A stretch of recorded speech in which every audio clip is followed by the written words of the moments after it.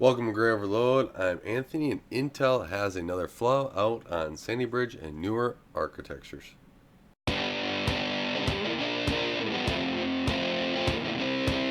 So this is a new variant version of a zombie load that was reported way back in April, but now we have another security flaw from Intel. This one is basically in the user-to-user space on the CPU side architecture, and this one can be a little bit more affected to more users. I think everyone now should be most readily available and go through and make sure that they get all those updates and apply them whenever they come out.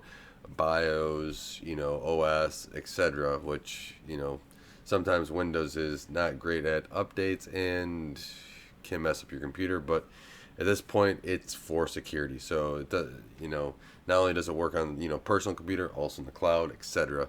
So there's a whole list of things that people are concerned about. This was reported back in April to Intel, and Intel just came out with a fix here in November last week, and that fix should now be out and be available to people, so it should be rolling out as I speak. So basically it's just another kind of I believe this is a jump in the user space and stuff. I was reading the Intel white paper. Let me know if you want to go into it. I don't really want to bore too much of the details on this. It's just another security flaw that somebody's able to get access to with basically kind of jumping around a little bit. And one thing that I really wish Intel would actually do, and I really want to focus on this point, is that Intel really needs to get their act together with security.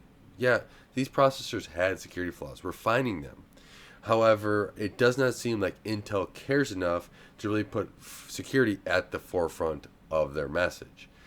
And AMD, as I wish that they would do more of that as well, seems to have a little bit more forefront of security of what's been going on and seem to have a little bit more design oriented security in the processors, even though it's a newer architecture. But their message there from so far people a little bit higher up, even Lisa Seuss talked about it a little bit. I wish that CEOs would take more initiative to show where their security needs to be and where they want to go with their security, and what their efforts are to make sure that they mitigate against the items that is being brought forth to them and being discovered. Right, this zombie load attack. I'll post a link in the description below. Kind of goes through a little bit of those founders and everything else of what's actually happening and what they're finding. And this is stuff that we're going to have to deal with more and more as people are going to exploit and try to exploit more things. As software gets more refined and stuff like that, there's less holes in software. I mean, there's always going to be holes, but there's less of them.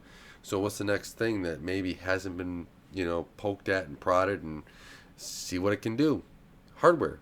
And hardware is now mitigating out. I mean, we even just saw NVIDIA come out with some patches for their drivers and the software side. So there's a whole bunch of stuff, and it seems like NVIDIA has patched those out and got those out and said a little bit about it. But where's more of it? Where, just every single time we take security very serious, and we want to make sure that we're providing the best security possible as fast as we can. So as soon as we find a new issue or a new issue comes to us, we will take that and move forward on it so that we can deliver customers with the best security possible.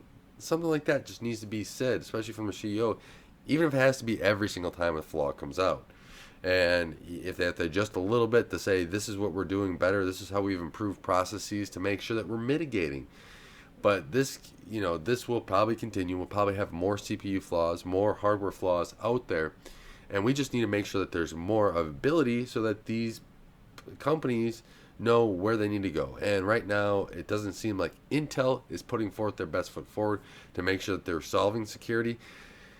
And they're, some of the new hardware has mitigations. I have my skepticism though, as Intel is going to be releasing new hardware on where they stand in security, because I have not heard enough, especially from the top of the company, where they want to go with it. And that is concerning to me, especially when more and more attacks are going to get more and more sophisticated as these security flaws come out, and there's patents showing how some of this technology works.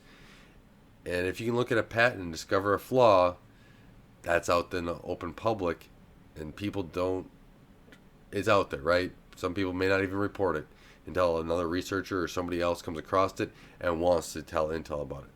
I, for one, if I was able to find something, I want Intel, software company, whatever, to patch it as soon as possible so that a whole bunch of users are not affected by it. But let me know what your thoughts are about the security flaw, especially with this new, what do they call it, the zombie load, what is it, I can't remember what it's called, TAA. So this is like a JCC errant. I think that's another one of its relationships there, is what I was reading in the Intel white paper. So yeah, let me know what your thoughts are on this, because it's kind of irritating me that there is no front, thing on this that Intel's been going through saying, hey, this is what our feelings are on this. We know we're trying to patch these processors. We're trying to get everything out to make sure we're secure. It's really just like, oh yeah, here's another flaw. Here's what we're doing. It's 6 months ago that we got it. Now we're just rolling out the patch now. Come on, Intel. You can do much better than this, and you should be doing much better than this. So let's get that cleaned up. Security is important to much more people now. People are jumping more and more on the security bandwagon, as we're seeing from many different software companies. Even, with Facebook having iPhone's cameras turn on, people do not like that. People I talk to that aren't big into tech are talking about it all over the place. So, and they're coming to me asking me for answers.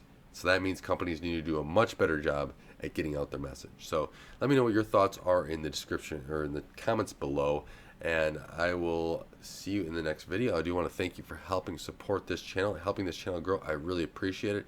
I do thank you for the time of sporadic videos here, as I'm still going back and forth to the hospital.